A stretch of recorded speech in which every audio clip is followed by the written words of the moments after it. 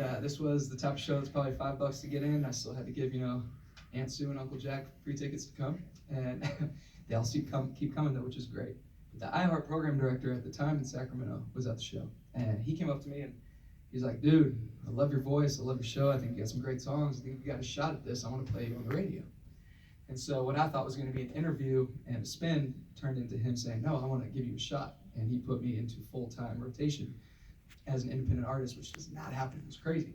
So then all of a sudden, I'm still playing shows all across the country and traveling and stuff and doing college shows. And there's little dabbles and small groups of fans everywhere. But I'm having flashbacks to nightmares of economics in college because I'm doing market research in my OCD brain about Sacramento, the only place that's playing my music on the radio, and seeing what happens.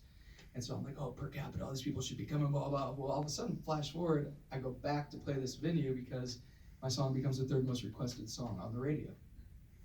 I go back to play a few months later, and I sold out the same venue headlining 2 nights in a row. It was crazy, and it was just this huge power, the testament of what radio can do. And so now it's super exciting because here we are releasing first singles with Big Machine, and it's a whole different ballgame. But this buzz kept building in Sacramento, and I was still living in LA at the time. And I got this email from L3 Entertainment, which is a management company. And they're like, hey dude, we love what you're doing out in California. We manage Justin Moore and Dustin Lynch. And we think you need to come out here. We'd love to meet with you. So it was 3 weeks ago, or 3 months, 3 weeks, months, days, no, years, 3 years ago. This week, it was St. Patty's Day. And so I went out there alone, and I went into this meeting, and we're sitting there, and almost like this grand unveiling, Dustin Lynch walks around the corner, and he comes in the room, and he's like, Tyler, what's up, dude? He's like, big fan, man, been watching you for a while. And I was like, hey, Dustin, what's up, man? How's it going? I lost my voice.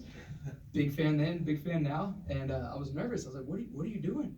He's like, well, man, you did a 15-second cover of Mind Reader on your Instagram. And we saw it, and I've been following you ever since. I think you got a real shot at this, but everything you've been doing in California is awesome, but it's not gonna work. You gotta get out to Nashville, you gotta get in the circle of everything.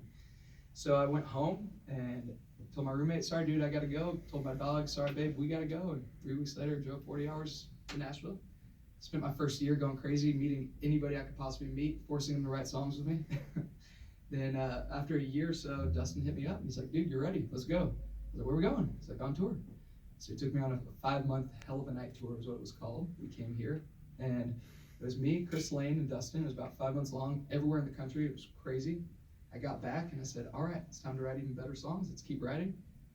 Led to a year later, signing with these fine people. This is Chris and Brooke, you guys.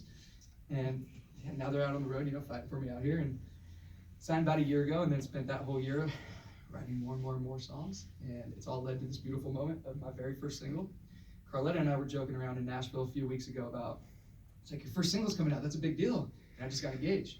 And I was like, you should get married too. And she's like, how are you gonna afford that wedding? I was like, you playing my single. So what we did was, we got a wedding fund up here, guys, of no money needed, just radio spins.